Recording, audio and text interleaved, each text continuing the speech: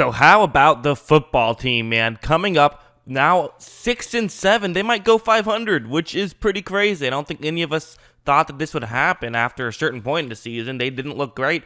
They're looking a lot better right now. The first play I want to talk about is going to be the final play of the game, kind of. I mean, there was kneel downs and stuff, but this was the game sealer. This is going to be its 4th down and 12. So if San Francisco doesn't get the first down here, it's basically over. And all these plays are going to be about their defense, since, let's be honest, the Washington football team's defense was a major reason why they won. Their offense was definitely shaky at times, especially with Dwayne Haskins in there. But you know what? Hey, a win is a win. And yeah, let's just talk about this play. So it's going to be a cover 3 zone. And for San Francisco, they have a receiver running a route that's pretty good against cover 3. It's going to get into a gap in coverage, as you can see. So there is definitely a window maybe where this throw can be made. But at the same time, the problem is that really, Washington has the mindset of just don't get beat past the 12 yards past the line of scrimmage. If you give up a 10-yard completion, that's a good thing. So, yes, there is that opening, but Washington is kind of okay with that. So Nick Mullens takes the snap, and he is going to throw it in that direction and get a completion. Many people might be a little bit confused as why doesn't Bourne just, why did he run that route? Why not run a route a couple yards further? But if he ran the route a couple yards further, it probably wouldn't have been open. And I think the mindset is basically, hey, give me the ball right here. I can maybe fall forward and pick up this first down. And looking at it right here, you kind of can see a potential for this play to get a first down, right? I mean, he just has to dive forward and you have the first down. It's not a 0% play. This is definitely a play that can work. Ronald Darby, he's the one who gave up the catch, but he's doing a good job of just trying to, create the contact, but he might need some help, and that's where Jon Bostic, who is 53, the player lower, that's where he's going to come in. Darby holds him up, and Bostic finishes the job. They stop him short of the first down, and they're able to get the stop, and that was basically the game. If they give up that first down, who knows what happens? You have to assume Washington probably wins with how well their defense played, especially with San Francisco needing 8 just to tie, but still, great to just win it right there. All right, let's talk about some Chase Young plays, why don't we? I mean, let's be honest. Chase Young was awesome in this game, and we all knew he was the best.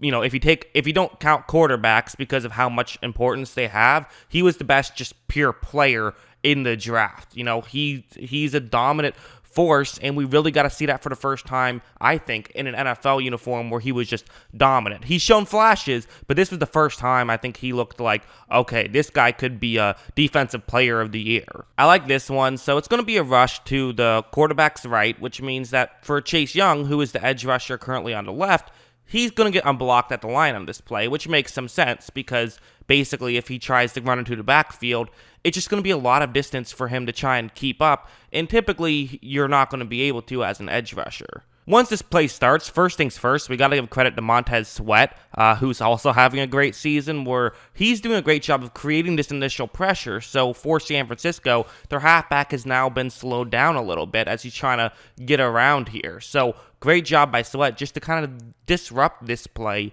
Even though he's not going to be able to actually make the tackle, this now is going to help put Chase Young in a position where he can potentially make a play.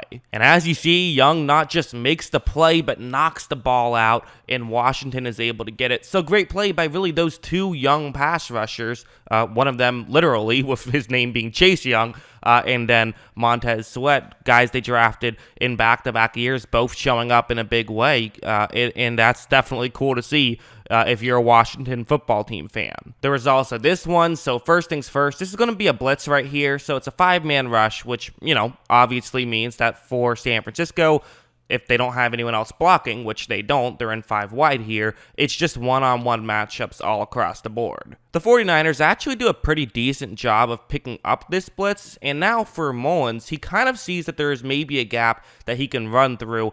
I don't like this decision from Mullens. I think you got to throw it right here. If you don't like what you see, just throw it away. It's fine, but he's going to try and run up, and that's not a great idea. It just, quite frankly, it isn't. Especially when the player who is currently getting blocked by the San Francisco player, 69, he is Daron Payne. Really good player, and he's going to make a really good play when Mullens tries to shoot through that gap. He reaches out, knocks the ball loose, clearly at this point, it seems as though Chase Young is going to be able to pick up the football. That's nothing too crazy. Good job getting in position, but really it was Payne who made the play, and now you can just sort of be the hero at the end of the day if you're Chase Young.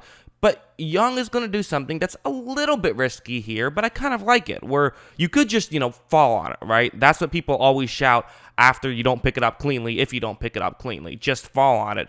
But if you can try and pick it up cleanly, you could not only get the ball, but have a lot of room to run, and he feels confident in his abilities to do so. He does grab it. Jon Bostic almost beat him to it, and it's a good thing he didn't because, as you see, Young's going to actually get a touchdown on this one. I have to cut it off for copyright reasons. I can't show the whole thing, but trust me, he does get a touchdown. Check the box score yourself if you don't believe me. Just a good, opportunity there for him to take a risk. Good play by Payne and good job by Washington. They don't blitz too often. When they do, it tends to work out. The extra pressure got him a touchdown, so you'll take that 10 out of 10 times. And it wasn't just one touchdown, it was 2 touchdowns. Their defense actually scored more points than their offense, so there you go. This was the other touchdown. This is a bad play by Nick Mullens. It just was. It's a cover 3 zone blitz here for Washington, and so, for San Francisco to have a relatively easy, simple concept. You have your receiver who's currently lined up to Mullens' right, just run a deep route. You have someone who's in the backfield, just sort of run underneath. And because of this, you see that the Washington player who is currently closest to the receiver who's running a deep route, he's actually in charge of covering deep. There's kind of that flat area at the beginning of that route that's going to be completely open because at first you expect that to be covered, and you kind of have another Washington player eventually fills that area. Watch. Mullens takes the snap, and it's Kamren Curl. Look at him. And also, I know it's a little bit difficult to tell, but the player in the backfield, that was Kyle Juszczyk. I've circled him in yellow. Again, it's hard to see exactly where he is. He's behind a scoreboard, but he's right where that circle is. Same relation to Curl in terms of how the circle was drawn. So at this point, there's a couple of things you could do. I mean, Mullens is thinking, hey, maybe I'll try to just sort of throw it underneath, get a couple yards. It's 2nd down and 2. We could probably get a first down. The issue is that, Juszczyk looks up. He realizes, hey, Curl is pretty close to me. I should probably just run deep and try and get open since this play's lasted for a little bit. And this is kind of the issue when sometimes you're playing with a backup quarterback. Mullens, he's not expecting that. Mullens just wants to throw it underneath, but it's not a smart decision because Curl can try and make a play on it. And it's doubly bad because you're also going to see Juszczyk run upfield since he thinks that that's not going to be open and is trying to do something else, meaning this is going to be just a disaster for San Francisco. Juszczyk runs up, Curl runs down, and is able to get the interception. I also like right here, this is another interesting situation where for Mullens, you do gotta make sure you get Curl to run towards the middle of the field. It's not a disaster, not the biggest play in the world, but I would have liked to see Mullens get to the outside. You can't let Curl stay towards the sideline like that. You gotta, at the very least, force him back over the middle where you have help and can make a play, or hopefully just knock him out of bounds when you do that. It doesn't work. Watch how Mullens just gets blocked completely, and he never really tried to just sort of turn his body and get in the way, which he should have done, but at the end of the day, the worst part was the interception. And give credit to Washington, good blocking and good awareness to get a couple of defensive touchdowns, and their defense is good. So is this sustainable? Who knows, but right now, it's probably going to win you the NFC East, so at least there's a very good chance. Who knows, but yeah, this defense looks great. That's what I think. What do you guys think? Let me know in the comments below. Always love hearing from you, and of course, as always, thanks for watching.